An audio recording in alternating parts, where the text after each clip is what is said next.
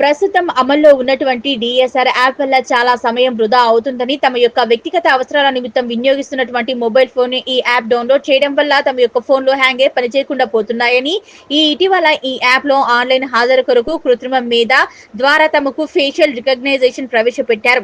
Third party నిర్వహిస్తున్నటువంటి ఈ app కృత్రిమ మేధకు పనిచేయడం వలన తమ యొక్క వ్యక్తిగత సమాచారం ఇతరుల చేతుల్లోకి వెళ్లే అవకాశం ఉందని పంచాయతీ సెక్రటరీలు హవేలీ గన్పూర్ మండల జేఏసీ మండల ఎంపీడీఓ వినతి పత్రం అందజేశారు. హవేలీ గన్పూర్ మండల అధ్యక్షులు వెంకటేశం మీడియాతో మాట్లాడుతూ మహిళా కార్యదర్శుల భద్రతకు తీవ్ర ముప్పు వాటిల్లే ప్రమాదం ఉందని ఆవేదన చెందారు. అదేవిధంగా రాష్ట్రంలో ఏ ఇతర ఉద్యోగికి లేని ఇటువంటి హాజరు పంచాయతీ కార్యదర్శులకు మాత్రమే ప్రవేశపెట్టడం తాము తీవ్ర మనోవేదనకు గురవుతున్నామని ఆవేదన వ్యక్తం చేశారు. ఈ యాప్ ను పూర్తిగా తమకు తొలగించి పంచాయతీ కార్యదర్శుల హాజరును మాన్యువల్ పద్ధతిలో సేకరించాలని, లేని ఎడల తమ వ్యక్తిగత ఫోన్లలో కూడా తమ గ్రామ పంచాయతీ కార్యాలయం వద్ద ప్రత్యేక బయోమెట్రిక్ ఏర్పాటు చేసి నిర్దిష్ట పనివేళలో నిర్ధారణ చేసి హాజరు నమోదు చేపట్టాలన్నారు. 16 నెలలుగా గ్రామ పంచాయతీలకు పాలక వర్గాలు లేకపోయినా, కేంద్ర రాష్ట్ర ప్రభుత్వాల నుంచి నిధులు రాకపోయినా, అటు ప్రజల నుంచి ఎటువంటి అసౌకర్యం కలగకుండా ఇటు తమ ప్రజా ప్రభుత్వం తీసుకొచ్చిన అనేక సంక్షేమ పథకాలను సమర్థవంతంగా ప్రజలకు వద్దకు తీసుకువెళ్తున్నామన్నారు. ఈ కార్యక్రమంలో ప్రవీణ్, నాగరాజు, హేమంత్, యాదగిరి, కవిత, రేణుక, శారద, మౌనిక, శ్రీవిద్య పలువురు పాల్గొన్నారు. రేపటి నుంచి కేంద్ర కార్యవర్గ ఉమ్మడి కార్యాచరణలో భాగంగా రేపు గౌరవనీయులైన డిఎల్పిఓ గారికి, డిపిఓ గారికి మెమోరండం సమర్పించడం జరుగుతుంది. తదుపరి అడిషనల్ కలెక్టర్ గారికి, కలెక్టర్ గారికి మెమో సమర్పించడం జరుగుతుంది.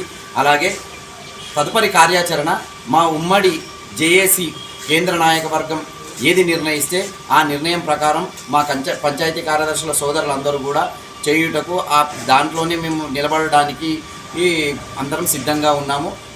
రాబోయే రోజులలో కూడా ఈ యాప్ను తొలగించకపోతే మేము ఈ ఉద్యమాన్ని తీవ్రతరం చేస్తాము. జాయింట్ యాక్షన్ కమిటీ కార్యవర్గ ఆదేశాల మేరకు మా పంచాయతీ కార్యదర్శులకు నూతనంగా ఇంప్లిమెంట్ చేసినటువంటి ఏఐ అనే టెక్నాలజీతో డిఎస్ఆర్ కొత్తగా రూపొందించబడింది.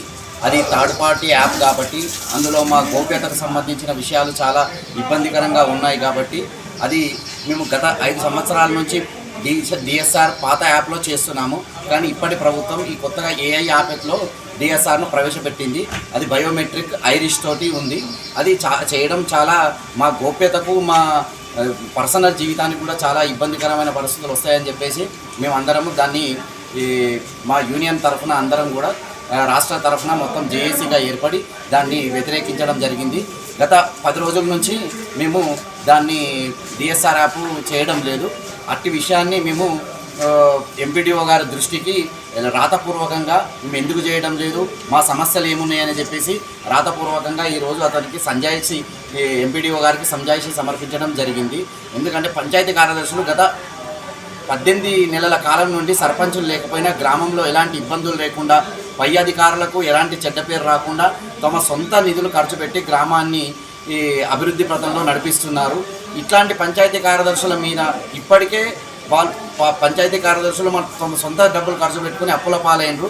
ఇట్లాంటి సమయంలో మళ్ళీ పంచాయతీ కార్యదర్శుల మీద ఐరిష్ పెట్టి వాళ్ళు ఏ పూటకు వస్తున్నారు, ఏ పూటకు పోతున్నారు అనేది ఒక పెద్ద నిఘా వ్యవస్థలాగా ఇట్లాంటి డిఎస్ఆర్ యాప్ చేయడం అనేది మాకు వ్యక్తిగత జీవితానికి కూడా చాలా ఇబ్బందికరంగా ఉన్నందున ఆ డిఎస్ఆర్ యాప్ను వ్యతిరేకిస్తూ, అలాగే మేము ఖర్చు పెట్టిన డబ్బులను మాకు సకాలంలో చెల్లించమని, మాకు ఇప్పించమని కోరుతూ, అలాగే మాలో చాలా సమస్యలు ఉన్నాయి, పంచాయతీ కార్యదర్శుల సమస్యలు, అవన్నీ కూడా పరిష్కరించాలని, ఒకటిగా పరిష్కరించాలని చెప్పేసి మేమందరం ఐక్యమత్యంతో కేంద్ర కార్యవర్గ నిర్ణయాల మేరకు, ఆదేశాల మేరకు మేమందరం కూడా మేము సామూహికంగా డిఎస్ఆర్ యాప్ను వ్యతిరేకిస్తూ మేమందరం సార్ గారికి, ఎంపీడీఓ గారికి సంజాయిషి సమర్పించడం జరిగింది.